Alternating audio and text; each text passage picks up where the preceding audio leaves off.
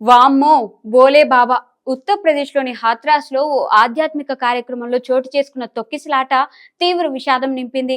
ఈ దుర్ఘటనలో 100 మందికి పైగా ప్రాణాలు కోల్పోగా అనేక మంది గాయాల పాలవడం దేశాన్ని ఉలిక్కిపాటుకు గురిచేసింది.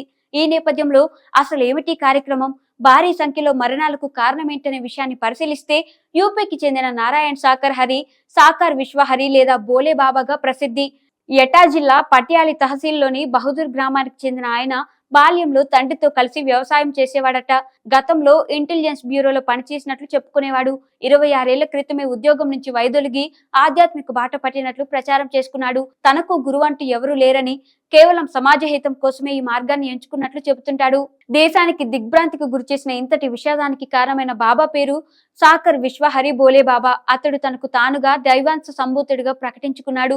అతడి అసలు పేరు సౌరభ్ కుమార్. గతంలో అతడు ఉత్తరప్రదేశ్ పోలీస్ ఇంటెలిజెన్స్ బ్యూరోలో పనిచేసేవాడని నవభారత్ టైమ్స్ పేర్కొంది. 17 సంవత్సరాలుగా ప్రభుత్వ ఉన్నతోద్యోగం చేసిన తర్వాత తన పదవికి స్వచ్ఛందంగా విరమణ చేశాడు. ఆ తర్వాత బాబా అవతారం ఎత్తాడు. ఆనతి కాలంలోనే వేల సంఖ్యలో భక్తులు అతడిని అనుసరించడం మొదలుపెట్టారు.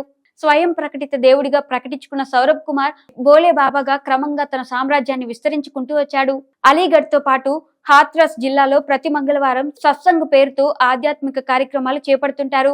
ఇందుకు వేల సంఖ్యలో భక్తులు హాజరవుతుంటారు. ఉత్తరప్రదేశ్ కాకుండా ఉత్తరాఖండ్, హర్యానా, రాజస్థాన్, ఢిల్లీతో పాటు దేశవ్యాప్తంగా బోలే బాబాకు లక్షల మంది అనుచరులు ఉన్నారు. కార్యక్రమాల నిర్వహణకు వాలంటీర్లు ఉంటారు. కోవిడ్ మహమ్మారి విజృంభణ సమయంలోనూ భారీ సంఖ్యలో భక్తులు ఆయన కార్యక్రమాలకు హాజరయ్యారు. బోలే బాబాకు ఉత్తరప్రదేశ్ దాటి రాజస్థాన్, మధ్యప్రదేశ్ వరకు అనుచరులు, భక్తులు విస్తరించారు. వీరిలో చాలా మంది రాజకీయ, సినీ ప్రముఖులు సైతం ఉన్నారు.